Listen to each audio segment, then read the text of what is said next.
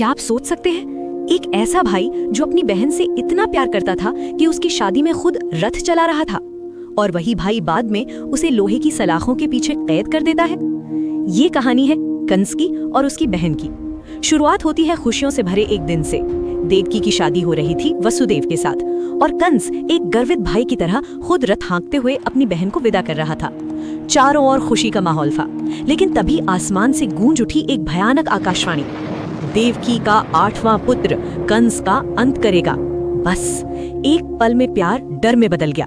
कंस की आंखों में डर छा गया और उसी डर ने उसके अंदर के भाई को मार दिया। उसने तलवार उठाई अपनी ही बहन को खत्म करने के लिए, लेकिन वसुदेव ने शांत स्वर में कहा, राजन, आपकी मृत्यु हमसे नहीं, हमारे पुत्र से होगी। कंस रुक तो गया, लेकिन उसका डर खत्म नहीं हुआ।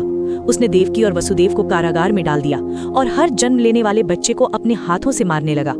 एक एक करके 7 निर्दोष बच्चों की हत्या, सिर्फ अपने डर को बचाने के लिए। लेकिन 8वीं संतान के जन्म की रात कुछ अलग थी। आंधी, तूफान और अंधेरी रात के बीच जन्म हुआ कृष्ण का। और फिर हुआ एक चमत्कार। बंद ताले अपने आप खुल गए, जंजीरें टूट गईं, पहरेदार गहरी नींद में सो गए। वसुदेव जी नवजात कृष्ण को लेकर यमुना पार करते हुए गोकुल पहुंचे, जहां उनका पालन पोषण यशोदा ने किया।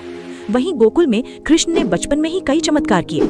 कालिया नाग का दमन, पूतना वध और गोवर्धन पर्वत उठाकर लोगों की रक्षा। समय बीता और वही बालक एक दिन मथुरा पहुंचा, जहां उसने अपने मामा कंस का अंत कर दिया और प्रजा को अत्याचार से मुक्त कराया। लेकिन कृष्ण की लीला यहीं नहीं रुकी।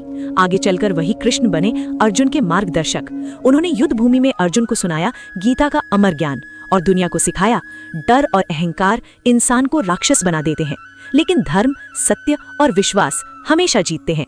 तो ये थी कहानी, एक भाई के प्यार से शुरू होकर उसके डर में बदलने की, और अंत में भगवान के न्याय की।